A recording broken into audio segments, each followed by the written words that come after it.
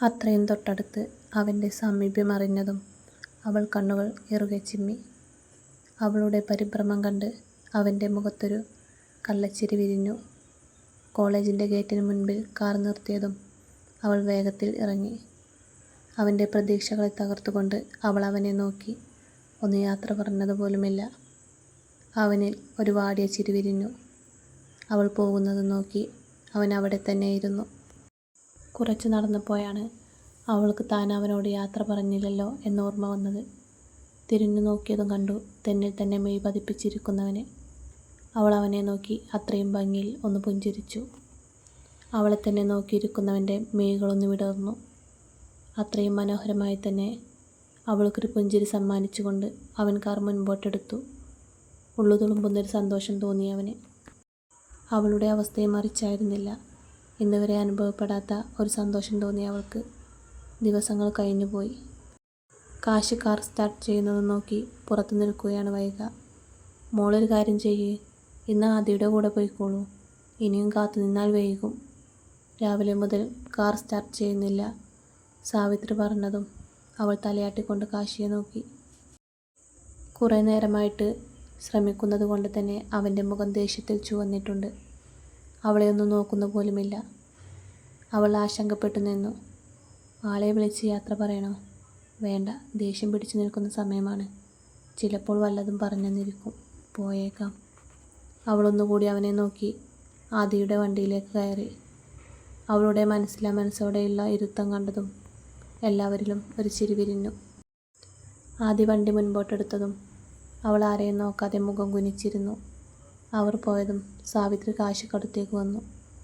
വർക്ക്ഷോപ്പിൽ വിളിച്ച് ആളോട് വരാൻ പറ കാശി.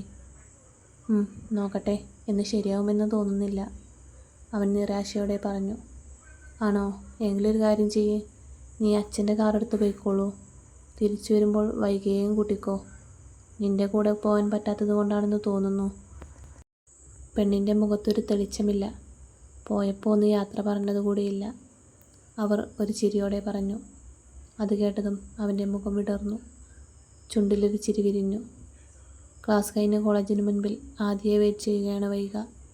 എങ്കിലും കണ്ണുകൾ പ്രതീക്ഷയോടെ ഇടയ്ക്കിടെ റോഡിലേക്ക് നീളുന്നുണ്ട്.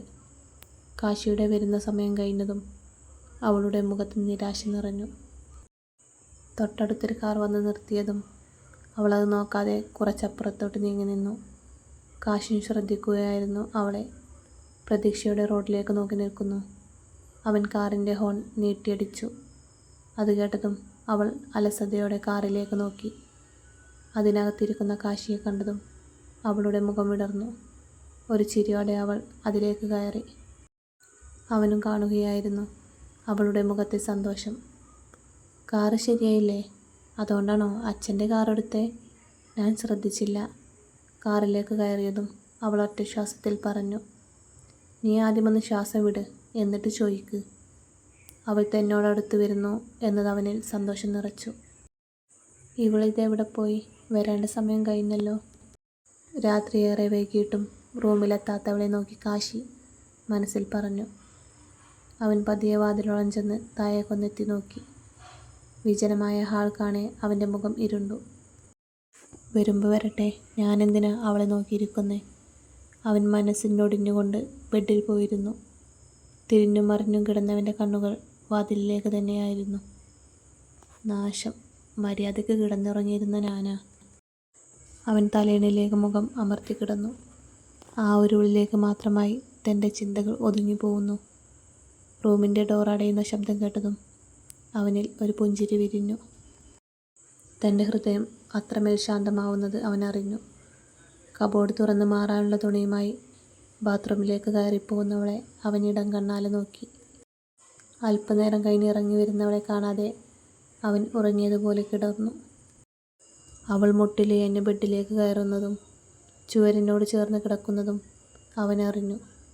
അവൻ്റെ ചുണ്ടിൽ ഒരു പുഞ്ചിരി വിരിഞ്ഞു. കണ്ണിൽ ഉറക്കം വന്ന് മൂടുവോളം അവൻ അവളെ കണ്ണുകളിൽ നിറച്ചു കിടന്നു.